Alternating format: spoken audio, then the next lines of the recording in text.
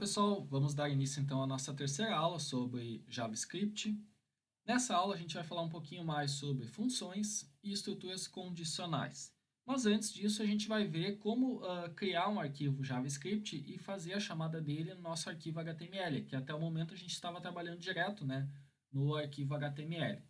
Então, um primeiro ponto a deixar claro é que muitos se perguntam aonde colocar a chamada do arquivo JavaScript, colocar lá no início, no início no head ali, ou colocar no final da página HTML do código, para ser chamado. Bom, nesse ponto é uma decisão de escolha sua e decisão de escolha a partir de cada projeto. Porque o que acontece? Se tu colocar antes de qualquer elemento ali, colocar no head ali para garantir que ele seja executado antes de qualquer coisa que esteja na tag body, ele vai, quando a página for carregada, qualquer código que precisa estar presente na hora de processar o body, com certeza já estará pronto para agir. Ou seja, já vai estar carregado o arquivo JavaScript. A desvantagem é que o usuário só vai ter uma página em branco até que o script termine de executar. Então, o script vai ter que executar para daí carregar o que está de conteúdo dentro da tag body. Esse pode ser uma desvantagem dependendo do tipo de site ou sistema que você esteja trabalhando. Se tu colocar no final, por exemplo, no final do body, por exemplo, a tag script para carregar o arquivo, o conteúdo já aparece para o usuário sem que ele espere, Ele não vai, isso garante que tu carregue todo o conteúdo. Só que a desvantagem é que se tu tem um script que modifica significativamente o conteúdo, a apresentação e funcionalidade da tua página, ela vai ficar meio estranha até que o arquivo em JavaScript seja carregado. Ou seja, o que acontece? Tu vai carregar ali aquilo que está no body, na tag body, todos os elementos, só que se tu tem algo que muda significativamente e depende do JavaScript, ele vai ficar todo desconfigurado, todo errado, até carregar os códigos JavaScript que corrijam ele. Então, o que usar? Vai depender muito da sua aplicação, do seu site, sistema, então fica como uma escolha de projeto, tá? Uma escolha em que você vai testar cada projeto, ver a melhor posição, seja no início ou no final, que seja melhor adicionar o arquivo JavaScript. Nesse caso aqui, então, a gente vai adicionar ele ao final, aqui a chamada do arquivo. Então, eu vou colocar aqui script. E aqui eu vou colocar source, ou seja, src, e aí vou colocar a chamada do arquivo. Esse arquivo ele vai estar junto na minha pasta principal, Eu não vou criar uma subpasta para ele, então eu posso chamar direto ele. Então eu vou colocar aqui funções.js. A partir desse momento, se eu tiver uma função lá no meu arquivo funções.js, chamar ela aqui embaixo, por exemplo, aí, esse arquivo, essa função, desculpa, vai ser carregada e executada na minha página normalmente, como se eu tivesse escrito o código aqui também. Então, por exemplo, se eu chamar aqui uma função imprime, por exemplo, aqui chamei uma função imprime, essa função ela vai ser carregada, tá? Só que onde é que ela tem que estar? Ela tem que estar no meu arquivo JavaScript. Então, se eu vim aqui criar o arquivo funções.javascript, que é JS, vejam que o Visual Code já mostra para nós. E eu vim aqui e colocar, por exemplo, um alert, criar um function, imprime, e aqui um return, alert, entre parênteses, funcionou. O que eu estou fazendo aqui? Estou criando uma função, tá? Como é que eu crio uma função? Usando a palavra reservada function, tá? Então, lembra, por exemplo, quando eu vou criar uma variável, eu uso a palavra reservada var. Nesse caso, eu estou usando a palavra reservada function, tá? Para criar uma função. Dei um nome para essa função. Aqui dentro seriam valores, ou seja, parâmetros, que eu poderia passar para essa minha função e tratar eles aqui dentro, fazer alguma coisa.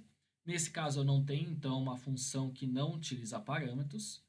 E ela vai me dar um retorno, ou seja, ela vai retornar algo para mim. Então, quando eu chamo ela aqui, imprime, ela vai ser executada e vai retornar algo para mim que vai ser executado aqui na minha página. Então, o que vai acontecer nesse caso? Ele vai dar um return do alert com a mensagem funcionou.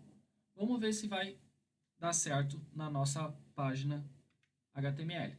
Atualizei aqui, automaticamente ele já chamou o alert e mostrou a mensagem que nós tínhamos configurado. Então, se eu der Ctrl F5, ele chama novamente. Então, é dessa forma que a gente consegue criar um arquivo JavaScript e chamar as funções dentro dele e executar na nossa página HTML. Bom, agora nesse momento, então, vamos começar a ver um pouquinho mais sobre funções. Vamos ver como é que elas funcionam. Nesse caso aqui, nós temos uma função vazia, sem parâmetros. E aí já aproveitamos para aprender uma outra coisa, que é como fazer um comentário no JavaScript. Usamos barra barra. E aí ele vai ficar verdinho, no caso no meu editor. Escrevo aqui, função sem parâmetro. E assim eu faço um comentário no JavaScript. Esse comentário é um comentário de uma linha só. Se eu quisesse fazer um comentário de mais de uma linha, eu teria que dar barra, asterisco, asterisco, barra, e aí eu poderia ir escrevendo aqui, ó, tudo que eu quisesse, tá? Dentro desse comentário. Então, isso aqui, ó, quando eu faço um comentário, ele não é interpretado como código. Aqui ele está sendo interpretado, tá? Aqui ele fica como uma anotação, um comentário. Ele não é executado nada disso aqui que está sendo escrito. Então, barra, barra para um comentário de uma linha, mais de uma linha, barra asterisco e asterisco barra, e eu escrevo quantas coisas eu quiser aqui dentro. Bom, voltando então à parte da soma, desculpa, da função, vamos criar uma função chamada soma. Criei uma função chamada soma, e agora eu vou ter uma função que ela vai ter valor. Então, vai ser valor A, valor B. Vejam bem, os dois parâmetros são variáveis locais, tá? Não são variáveis globais, tá? Se eu chamar ela aqui fora, ela não vai ser reconhecida, tá? Aqui embaixo, fora dos meus parênteses. E ela vai servir para nós fazermos as operações que a gente deseja. Nesse caso, soma. Então, o que eu vou fazer? Eu vou dar um return, né? Ou seja, retorne para mim o resultado da soma de valor A mais valor B. Beleza. Agora eu venho aqui no meu HTML, posso até comentar isso aqui, ó, para ele não ficar carregando toda vez no início da nossa página, e vou colocar aqui, vou chamar a minha função soma, abre e fecha parênteses, ponto e vírgula. Só que isso aqui não está certo, porque para esse caso eu tenho dois parâmetros, ou seja, eu preciso passar dois valores, tá, para que ele realize esse processo de soma aqui desses dois valores. Então, nesse caso aqui, eu tenho que passar, por exemplo, dois números, 10 e 15. Feito isso, ele vai fazer o processo da soma, 10 e 15, vai somar e me retornar. Só que aqui, ó, se a gente for vir na nossa página aqui, ó, não vai acontecer nada. Se a gente dá um F12 aqui, no console não tem nada. Por quê? Porque a gente não está imprimindo o retorno, né, que é o resultado de 10 mais 15, no nosso navegador. Então, eu vou dar aqui um console.log, soma, coloco tudo entre parênteses aqui, ó. Agora sim, se eu vim aqui, 25. Perfeito, funcionou a nossa função com parâmetros. Existem outros tipos de funções, como funções anônimas, mas para esse início de curso a gente não vai trabalhar com isso, tá? Então a gente vai trabalhar só com os conceitos básicos de soma com parâmetro, sem parâmetro, para a gente ir pegando o jeito da programação em JavaScript. Bom, um próximo passo que a gente pode fazer então é vir aqui e criar uma função que use uma estrutura condicional. Uma estrutura condicional eu posso usar os comandos if, else if e else, ou o comando switch, case. Então, nesse caso, eu vou usar primeiramente o if else. Então, vamos criar uma função aqui, verifica idade. Então, verifica a idade, e aí eu vou passar uma idade. Passar aqui uma idade. E aí, vamos fazer algo simbólico, né? Somente para a gente tratar como exemplo. Se a idade for menor que 18, retorna menor da idade. O que está acontecendo aqui? Eu criei uma função, mesmo processo anterior, ó, passei um parâmetro, então uma função que tem um parâmetro, uma idade. Nesse caso aqui, eu adicionei a estrutura condicional do if, não estou usando o else ainda. O que o if significa? Ele significa se. Então, se a idade for menor que 18, retorne menor da idade. Por enquanto, a gente não vai colocar o else ainda. Vamos ver como é que vai funcionar. Venho aqui, comento aqui, para não executar, para não confundir ninguém. Deixamos aqui, verifica idade, passo 15. Dou um ponto e vírgula aqui no final e venho verificar aqui. Apareceu para mim menor de idade.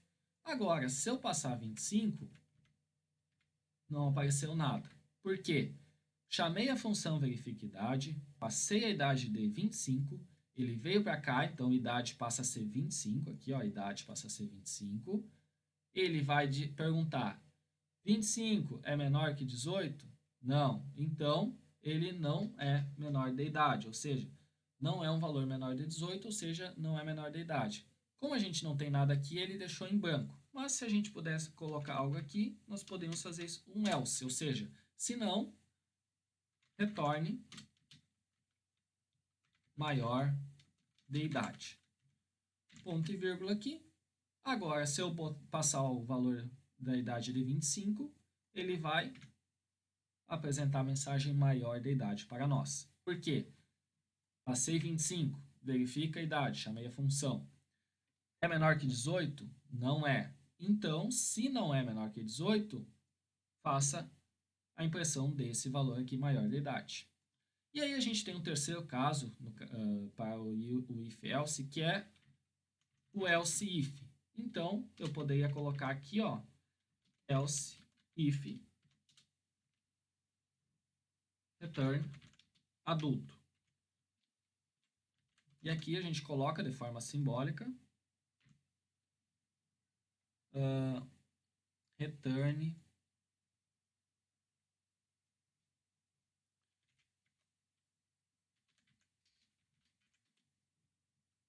idoso. Aqui, return idoso. E aí a gente verifica o seguinte, aliás, return adulto aqui, e verifica o seguinte, else if idade maior ou igual a 65, retorne isso, idoso, se não, retorne adulto. O que está acontecendo agora aqui? Pergunto, a idade é menor que 18? Se a idade for menor que 18, retorne menor da idade. Não é. Vou perguntar, então, se não é menor que 18, a idade é maior ou igual a 65? O que o maior ou igual faz? Verifica se a idade é maior que 65 ou igual a ela. Então, qualquer valor de 65 para cima, ele vai entrar dentro desse bloco de código aqui. E aí vai me retornar idoso. Se não é nem esse, faça então isso. Retorne adulto. Ficou aqui entre aspas, aqui, retorne adulto. Então, nesse caso, minha idade é 25, vou vir aqui, atualizar, adulto. Encaixou aqui dentro, porque não é maior ou igual a 65, não é menor que 18. Se eu colocar aqui a idade de 65, por exemplo, ele tem que entrar nesse nesse segundo bloco aqui, que é idoso, porque é maior ou igual, ou seja, se for igual a 65. Atualizei aqui, idoso. Se eu colocar 64, adulto, porque é menor ou do que 65. E com isso a gente tem a estrutura condicional do if-else. Um outro processo que a gente pode verificar também é, por exemplo, function verifica valor A, valor B. E aí eu quero verificar se um valor é igual ao outro. Então, pergunto, if valor A igual a valor B, diga, retorne valores iguais.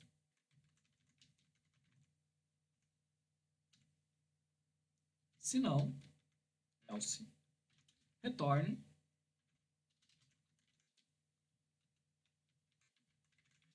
valores diferentes.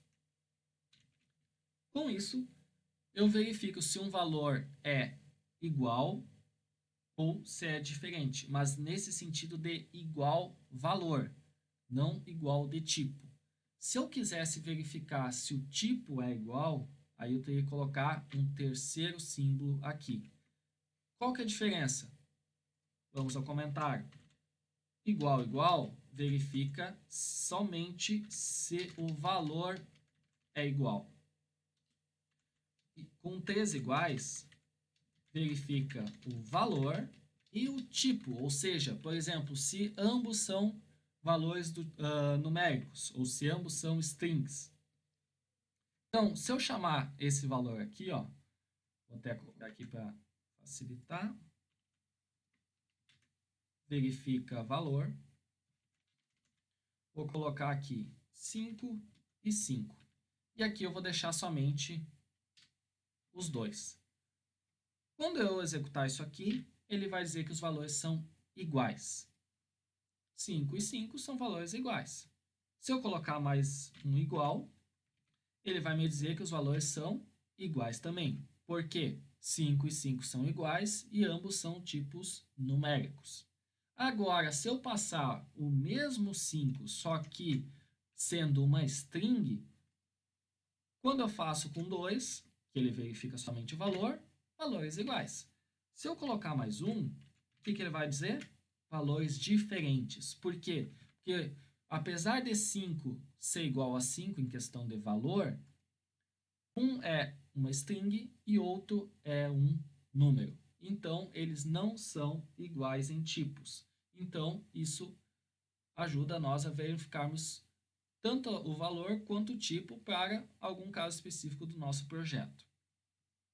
Além disso, nós temos também um outro exemplo que verifica a negação, ou seja, verifica nome, por exemplo, vou passar aqui um nome, e aí vou retornar, vou fazer um if, se o nome é igual a Felipe. Beleza, retorne é igual. Esse igual é o mesmo caso que a gente utilizou acima. Então, se eu passar aqui uma função verifica nome e passar o meu nome Felipe, ele vai me dizer que é igual Felipe e aqui é igual. Vejam bem, nós temos dois pontos interessantes para nós vermos aqui nesse exemplo. O primeiro, estou passando Felipe com a letra F maiúscula. Se eu passar Felipe aqui com a letra F minúscula, ele vai me retornar undefined. Ou, no caso, se eu botar só else aqui, return é diferente. E aí, se eu atualizar aqui, é diferente. Por quê? É case sensitive, ou seja, o nome que está sendo passado é Felipe com todas as letras minúsculas. O nome que eu estou comparando é Felipe com o F maiúsculo. Então, não são iguais perante o case sensitive, portanto, ele vai alegar que é diferente. Então, esse é o primeiro ponto para nós observarmos. Tá? Linguagem de programação JavaScript é case sensitive. Beleza. Agora, se eu quero dizer que o Felipe é diferente, esse nome aqui é diferente de Felipe, no caso aqui então vai ser diferente, eu coloco um símbolo de exclamação e um igual. O que significa isso? Se o nome é diferente de Felipe, retorne isso. Então aqui, nesse momento, ele vai dizer que é diferente, porque Felipe com F minúsculo é diferente de Felipe com F maiúsculo. Então, se eu atualizar aqui, é diferente. Se eu colocar aqui João, É diferente, porque ele está verificando se o nome João é diferente de Felipe, ou seja, são diferentes, então retorna diferente.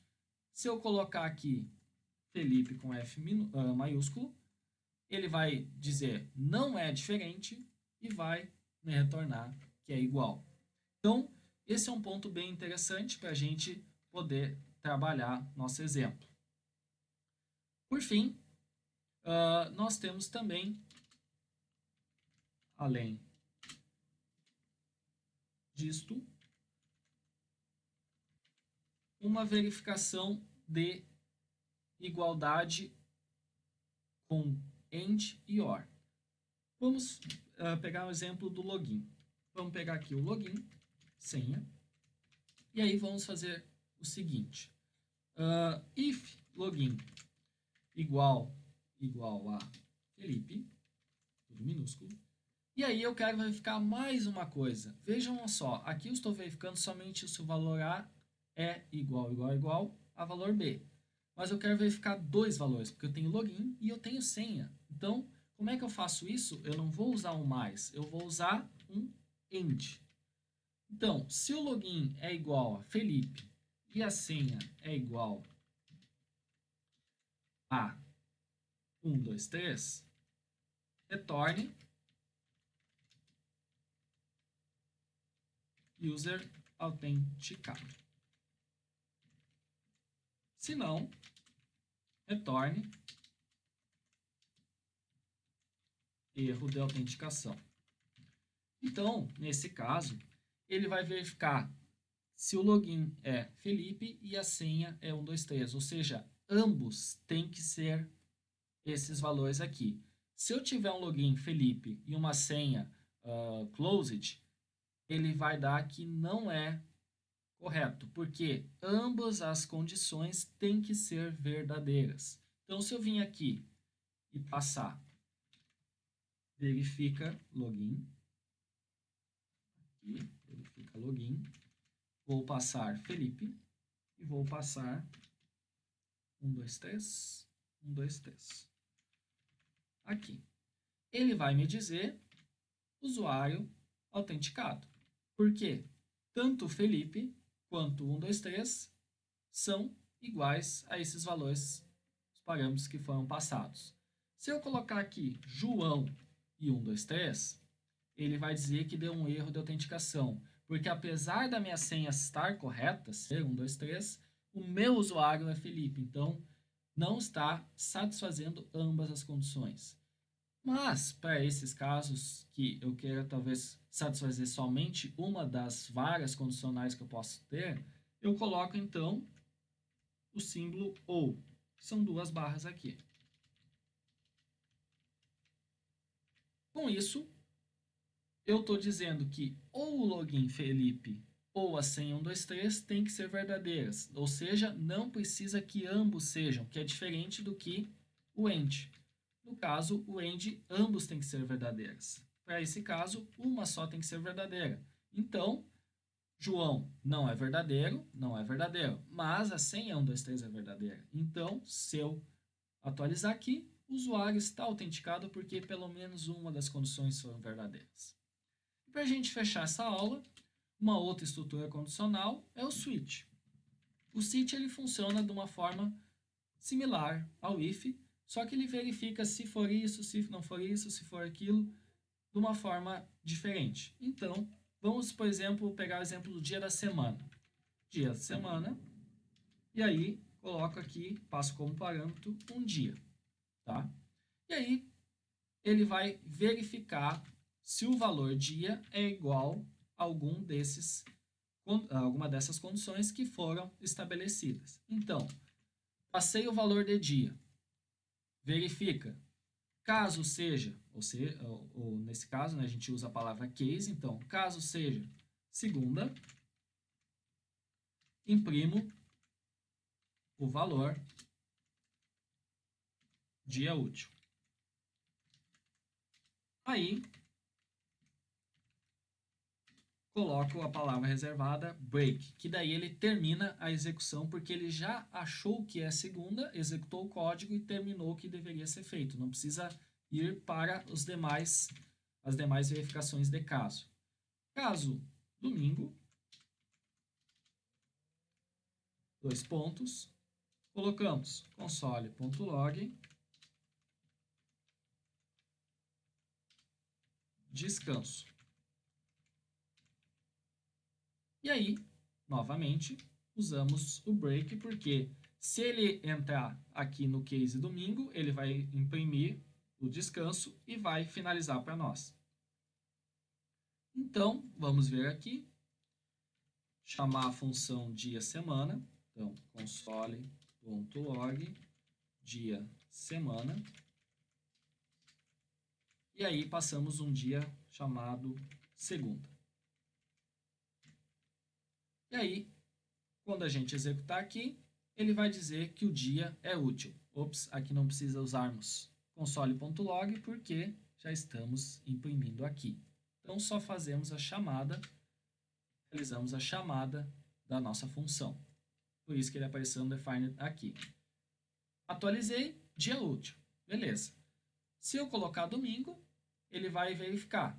Passou aqui o valor domingo, verifica domingo.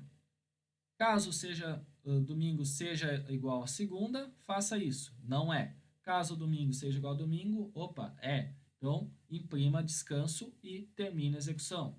Se eu atualizar aqui, vamos colocar aqui domingo. E aí, descanso.